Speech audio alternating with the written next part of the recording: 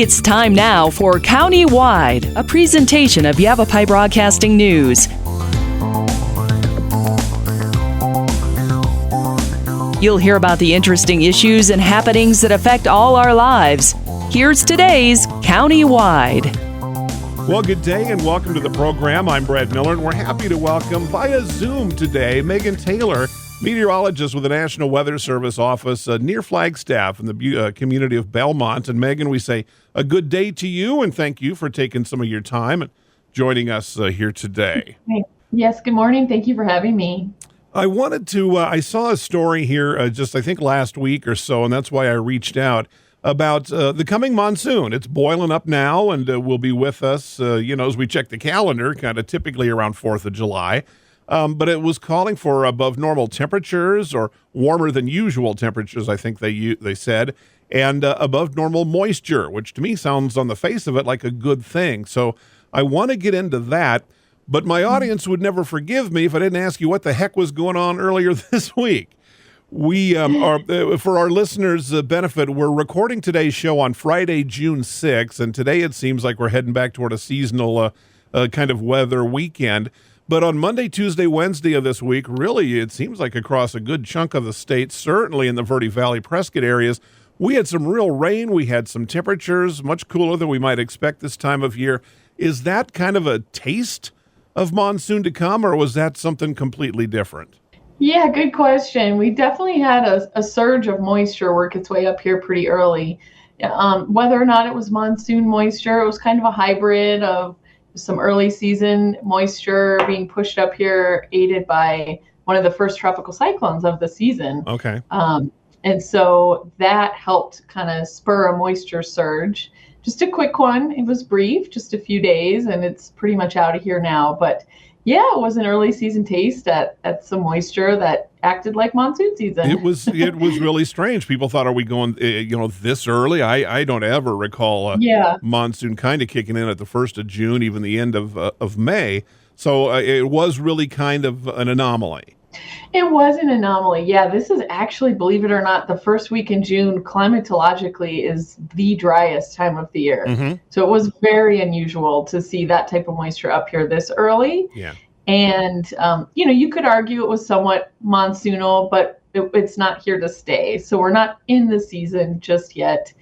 It was just an early kind of surge of moisture, and we're returning back to some drier conditions here come next week. So we're not fully into the circulation just yet, but it was an early taste of some monsoon-like moisture. Well, it had it all. I mean, more rain than I've seen in my house in quite a while, standing puddles in the yard, a lot of thunder, a lot of lightning. Kind of enjoyed it, to be honest with you. I'm an old Midwest boy, so a good thunderstorm I kind of enjoy. We got to be careful about too much of a good thing, lightning safety and all those kinds of things.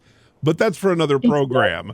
Today, let's then talk about that. Now, I saw this, I think it was like an Arizona Central story about a week or so ago about this year during our monsoon period, they're expecting things, or perhaps you are, to be a bit warmer than perhaps average and wetter than average. Is that correct? What's your take on those predictions? Yes, that is correct. And those more long-term projections come from our Climate Prediction Center. So they're forecasting more on a seasonal type scale. And the projections are for this monsoon season to see warmer than average temperatures, and in terms of the precipitation, the odds favor above average precipitation. Okay. So what is average? Up in the Flagstaff area, the higher terrain, generally about 8 to 9 inches of rain is what we see during the season. Prescott area, a little bit more like 6 to 7 inches, kind of depending on where you are. So the projections are that we would likely see more than that, so above normal. That's over the entire season. Mm-hmm. So it's important to remember that doesn't necessarily mean every day we're going to see rain. It's going to be a really big season all season long. Yeah. It's really looking at the precipitation totals. So over the whole season, are we going to be below average, near average, above average? And those seasonal totals are projected to be above average. Okay. Can they, is there a way to factor how much above average, or is that kind of No. too far. Unfortunately, the science isn't quite there to be able to predict an actual amount for the season. And then I wish. When we talk about, they're also kind of calling for temperatures to be a bit above average. Does one feed the other? Does the warmer temperatures, is that the kind of causality for the above average rainfall? It's more a correlation with springtime temperatures. So if we see a really warm or hot spring, that can lend itself to a robust monsoon circulation.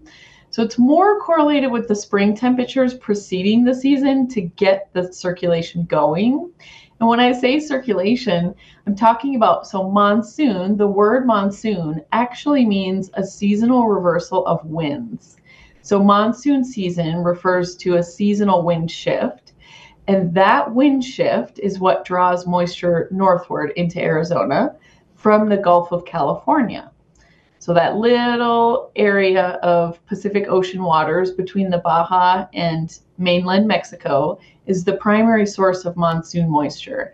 And so we're waiting for temperatures to heat up, and that helps drive the moisture push of moisture moving northward into Arizona. Okay. So to answer your question, it's more springtime temperatures that are correlated with monsoon precipitation. It seemed to me that much of May was cooler than average or normal. I don't know if you have numbers right there at your fingertips or not. Did it feel like that all over, or am I just? I don't have exact numbers offhand, but it was, it was projected to be a pretty warm spring, and it didn't necessarily play out that way. Felt like we had pretty persistent low pressure systems come through and keep things cool. But then in the interim, it did warm up in between the weather systems. So all in all, it was probably pretty near, maybe a little bit cooler than average. Okay, it just kind of felt like it. I don't even have a kind of a temperature gauge at my house or anything like that. We see it here at the station, of course, from what we get from you guys every single day. And it just kind of felt like it. I think we had in the Verde Valley a day kind of pretty well into the 90s, but only a day or two. And then it kind of backed down again. It was nice. I thought it was a kind of mild and kind of a pleasant early May. Now, okay, this early, let's take a little break here. We need to do that. So let's pause for just a moment. When we come back, I want to ask, it always seems like, month of June, you mentioned the first week typically is very, very dry. It wasn't certainly this first week of June this year. But does this heat now that we're kind of getting into, it always seems like that's what kind of boils up that monsoonal moisture activity. So I want to get into that when we come back from our break. Our guest today is Megan Taylor with the National Weather Service office in Belmont. We'll be back to Countywide right after this. Life changes, then it changes again. Predicting the unexpected in life is impossible. That's why it's called unexpected. So when it comes to financial goals, our philosophy is don't predict, prepare. Hi, I'm Edward Jones financial advisor Matthias Sandoval. A job loss, change in health, or a loss of a loved one can have a big impact on your family's financial security. Let's work together to help make sure you're equipped for life's unexpected events. Call our office to schedule a face-to-face appointment. Edward Jones, making sense of investing. Member SIPC. Verde Solaire, your hometown heating, air conditioning, and plumbing company in the Verde Valley. And your trusted North Central Arizona Goodman dealer. Goodman is a name you can trust with the revolutionary Comfort Bridge technology factory installed into select Goodman gas furnaces and air handlers to ensure the entire system operates at peak energy efficient performance.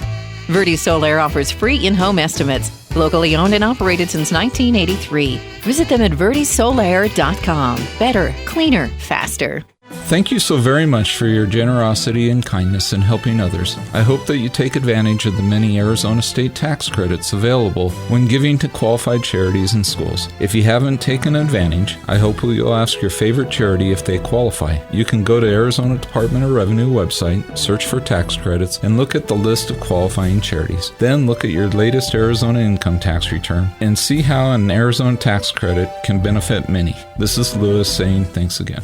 Spring is here, and it's the perfect time for a fresh start. Jonna Randall Murdoch, your local Farm Bureau agent, is ready to help you simplify and protect what matters most: your home, your car, your life, and your future. Jonna offers competitive pricing with a relationship-first approach that puts you at the center of every decision. Call Jonna Randall Murdoch today at 928-649-8686, located on Villa Drive in Cottonwood. Farm Bureau Financial Services, It's your future. Let's protect it. Welcome back to the program. It is Countywide. I'm Brad Miller, and Megan Taylor is with us. And Megan, of course, meteorologist, long-serving with the National Weather Service office in Belmont. How long have you been with NWS? I have been with the Weather Service since 2007 and up here in Flagstaff since 2010. Okay. Well, you know what's going on up there, in this area. Can I ask? I don't mean to pry, but were you with National Weather Service prior to 2007 in a different area? That sounds like.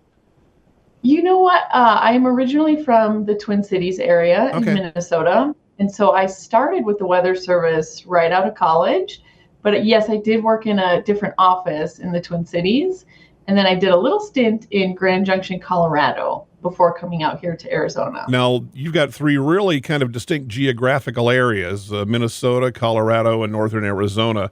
I'm assuming the weather, what you were talking about doing, predicting, foreseeing, forecasting, all very, very different given that, right? Yeah, extremely different. I mean, a much larger difference between the Southwest and Minnesota, some similarities between Western Colorado and Arizona, the Colorado Plateau region being kind of similar, but yeah, very different challenges, very different environments that you're forecasting. Absolutely. Right. You betcha. All right. Which one's your favorite?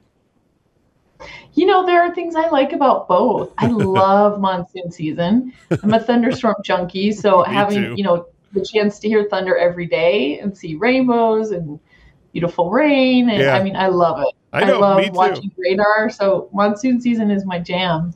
But there are things to love about Minnesota too. That's where you get the real severe weather. So you get the influence of some Gulf moisture and you can get some really big thunderstorms. So that's what kind of drove my love of meteorology, was those big thunderstorms. But then coming out here and getting to learn and work with monsoon season has been really fascinating too. A whole different animal, isn't it? I know I'm from the Midwest, and I try, when I go back to visit friends and family, I kind of try to go in the spring to get some of that springtime storm activity. Yeah, absolutely. Kind of loved it since I was a kid. All right, back to our question and talking about northern Arizona and what's going to happen monsoon. It always seems like our hottest time of the year is typically June, kind of up to the 4th. We start to get that humidity. Is that all part of the cookbook that we use to get to the monsoon moisture and what we consider the monsoon season or monsoon period? Yes, it is. So we rely on, really what drives the monsoonal circulation is a difference in temperature between the ocean and the land. And we're talking down on the Baja and the Gulf of California. So that differential heating between the land and the ocean, the land heats up much quicker than ocean water does. And so it starts to drive sort of a kind of an induced flow from the ocean onto the land. And we start to get this thermal low is what we call it. So it's a little bit of a circulation. It's just a kind of a weak low pressure system down along the Baja Peninsula. And that is what starts to draw moisture northward. So we start to see the reversal of the winds. We usually have dry southwesterly winds in the spring, even into June, early part of the summer. And then once we see that reversal of winds shifting to primarily south, that's what starts to draw that moisture up here into Arizona. Okay. So it is reliant on temperatures and heating, essentially. Right. Yeah, that pattern is very distinct, and you can always kind of pick it out. Locals and people who've been here a while, it's like, I feel it in my trick knee. It's just kind of coming. As you described that, I can't help it. Just popped into my head that this area is kind of like a big dry sponge, and now it's going to start to suck up that moisture. Is that kind of an analogy? I mean, it seems like that's kind of what it is. Our conditions bring that moisture straight north, all that distance, and we reap the benefits as we get that much needed moisture in our area. Is that kind of how it works, isn't it? Yeah, it really is a seasonal shift, and it's something that's very unique to this part of the country. No other part of the country experiences a monsoon season. You'd have to go over to Asia to really see other types of patterns like this. And so it is really unique to this part of the country, having that seasonal shift. Other parts of the country, we have spring, summer, fall, and winter. But this is really its own circulation. It's its own seasonal pattern, and it's very unique to this part of the country. But to answer your question, it is. It's a complete reversal of winds, and it brings an entirely different season, something that we don't typically see this source of moisture during the winter. Right. Most of our systems are drawing moisture straight off the Pacific. We're not actually getting that subtropical moisture that's down there, off the Gulf waters. So It is, something very unique to this part of the country. It is. It's really kind of a joy, you get used to it after a short time, and it's like, we need the moisture. And it's after it's been so dry, particularly. Tell me again. I've had people try to explain this to my thick skull. I know we kind of just look at the calendar and we kind of think of monsoon as basically being July 4th to about Labor Day or so. But there's it's like a dew point average, and there's a complicated kind of formula that all of those ducks kind of line up in a row around the 4th of July. Are we seeing it coming any earlier, any later, or are we kind of on target at this point? That you can kind of foresee? Yeah, we're not seeing any indications of a real early or a real delayed start. So pretty much average is about what we can expect. And that's usually about a 2-week period from late June through the early part of July is when we typically see the moisture increase. There used to be, and a lot of people bring this up, I think a lot of people remember this, there used to be a criteria that was based on dew point reaching a certain level in Phoenix for, I don't know if it was like 3 days straight. There was some sort of criteria. I recall when I lived down there, old Dave Muncie trying to explain it one time, and I was like, I'm more confused than ever. Just when's it going to rain, Dave? But I very much recall that. Yeah, I think a lot of people always bring that up. A lot of people remember that. And the reason that we went away from that is because it's really only describing the monsoon when it gets to the Phoenix area. We tend to see the moisture, and I like to bring this up. There's an international boundary between us and Mexico, but the weather doesn't follow those boundaries. So a lot of the circulation is happening down in Mexico, and it takes a while for the moisture to make its way up here into Arizona. And so typically Phoenix or Tucson will actually see, they would be in the monsoon before Phoenix would be. And then, of course, it would take even a little more time for that moisture to come up here to the Northland and makes sense. Flagstaff and Prescott. And sure. So we found that criteria wasn't really serving a need across the state. It was really centered on Phoenix. It was like, okay, that's when the monsoon is officially started in Phoenix, but that doesn't help us anywhere else in the state. That makes sense. So, yeah, it is it's more complicated than just looking at one dew point temperature in one location. Okay. And then as we kind of go through the season, it sounds like it's going to start kind of on time. There's probably no way to tell then either about when we'll kind of be wrapping up. When I hear, these calls for perhaps a wetter season, and you kind of illustrated this in our first segment, that could mean just a heavier rain on any given day. Does it suggest that our kind of monsoon season itself will extend maybe beyond Labor Day, or can we even look at it like that? No, it really doesn't tell us much about the length of the season. Yeah, and that might depend on, so we're in, a lot of times we hear about El Nino and La Nina. We're in neutral conditions now, and those parameters don't really play much of a factor into the monsoon season anyways. Okay. But those can play more of a factor once we get into the fall. And things are looking pretty neutral. It looks like neutral conditions are favored through the fall. So there really isn't any good signal for like an extended season at this time. And you just kind of almost answered my final question, and that was with the predictions, if they do play out accurately to the predictions with higher than normal temperatures and above normal, perhaps precipitation for monsoon, does that extend to the fall and winter? I'm just wondering if there's, at this distant point, can we predict a wetter than usual winter, say? No, and in fact, people often want to try to correlate monsoon season and winter season precipitation, and they're just not very well correlated. They're very different mechanisms. So wintertime precipitation is relying on the jet stream, moving southward and bringing the storm track across Arizona. Whereas the monsoon season, and we've talked about, is more reliant on that heating and the circulation of bringing moisture up from the subtropics. So they're very different mechanisms for generating precipitation. And so they're not typically very well correlated. So if we have a wet monsoon season, that really doesn't lend any credibility towards saying we're going to have a wet winter. Gotcha. The wintertime outlook would be more reliant on like those El Nino conditions. Yeah. And so, and that right now is looking like neutral. But the further we get out, the ability to predict that with any confidence is pretty low. Okay. And then kind of lastly, I wanted to ask, Megan, there's Monsoon Awareness Week. That's coming up, or am I past that already? Just kind of, we want people to be aware of what's going to happen on the big significant weather changes. Is that what that's about? Yes, exactly. Monsoon Awareness Week is coming up from June 8th to June 14th. Oh, perfect time. And it's statewide. So the whole state of Arizona proclaims Monsoon Awareness Week.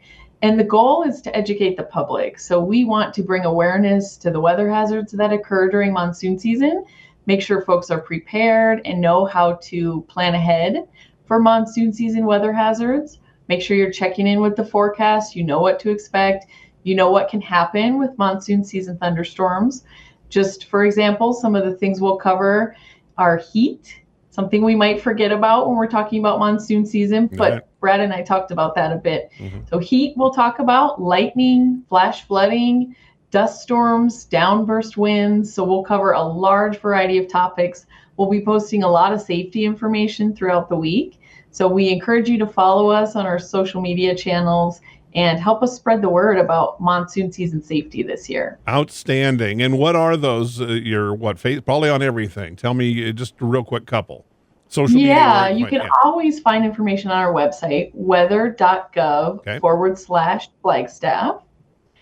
And then for social media, we're on Facebook, and then we're on X or Twitter as well. Okay. Those two.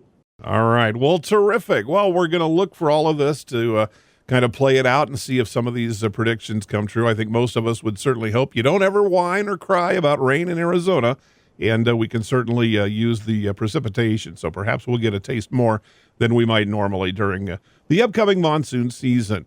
Megan Taylor, our guest today with the National Weather Service office in Belmont. I'm Brad Miller. I want to remind you, if you listeners have a topic or a guest suggestion for Countywide, do email us, kvRD@myradioplace.com.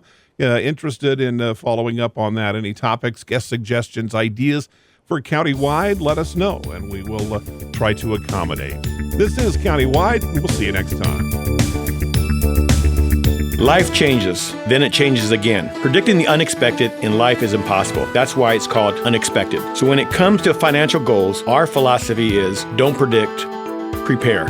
Hi, I'm Edward Jones financial advisor Matthias Sandoval. A job loss, change in health, or a loss of a loved one can have a big impact on your family's financial security. Let's work together to help make sure you're equipped for life's unexpected events. Call our office to schedule a face-to-face appointment. Edward Jones, making sense of investing. Member SIPC. Verde Solaire, your hometown heating, air conditioning, and plumbing company in the Verde Valley, and your trusted North Central Arizona Goodman dealer. Goodman is a name you can trust with the revolutionary Comfort Bridge technology factory installed into select Goodman gas furnaces and air handlers to ensure the entire system operates at peak energy efficient performance. Verde Solaire offers free in-home estimates, locally owned and operated since 1983. Visit them at verdesolaire.com. Better, cleaner, faster. Thank you so very much for your generosity and kindness in helping others. I hope that you take advantage of the many Arizona state tax credits available when giving to qualified charities and schools. If you haven't taken advantage, I hope you'll ask your favorite charity if they qualify. You can go to Arizona Department of Revenue website, search for tax credits, and look at the list of qualifying charities. Then look at your latest Arizona income tax return and see how an Arizona tax credit can benefit many. This is Lewis saying thanks again. Spring is here, and it's the perfect time for a fresh start. Jonna Randall Murdoch, your local Farm Bureau agent, is ready to help you simplify and protect what matters most: your home, your car, your life, and your future. Jonna offers competitive pricing with a relationship-first approach that puts you at the center of every decision. Call Jonna Randall Murdoch today at 928-649-8686, located on Villa Drive in Cottonwood. Farm Bureau Financial Services. It's your future. Let's protect it.